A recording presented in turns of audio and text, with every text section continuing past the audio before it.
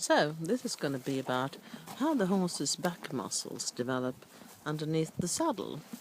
And you can see here, I'm trying to give a bit of a clear view. This horse has quite a round back, not much protruding here, so, like this.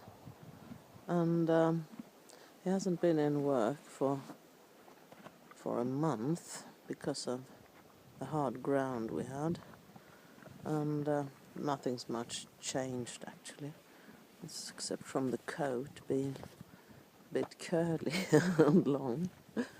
Whereas we have this youngster here who hasn't done much work at all.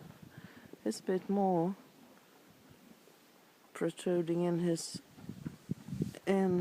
withers because he's built that way, and we have all these different backs that we have to consider when fitting a saddle.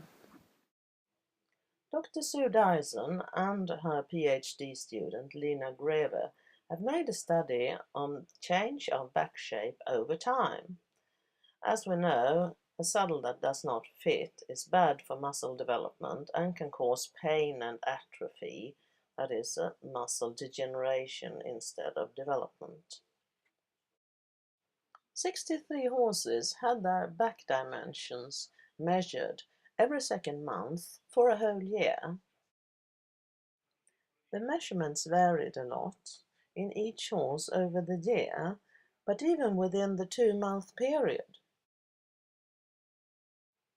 The muscle increase peaked in late spring, but the shape was lost in January.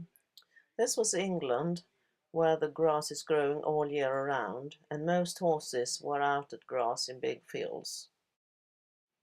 The horses' back dimensions increased more when they were in regular work than when they were in reduced work. As when horses are lame, it often affects the movement of the back muscles, as does gait abnormalities. Not surprisingly, with expert riders, the increase of the back muscles were also greater than by the less skilled riders. This also happened with lightweight riders. Also, an improved saddle fit gave greater back dimensions, especially if the work intensity was changed, which is important, as if it's not, you can impede the horse's movement. This does sound a bit expensive, but Sue Dyson points out that riders and trainers can learn to see if the saddle fits themselves, and do that fairly often.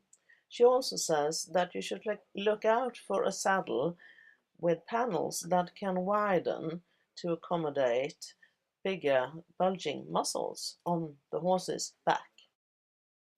Sue Dyson presented this study at the conference with the Saddle Research Trust in Cambridge last November.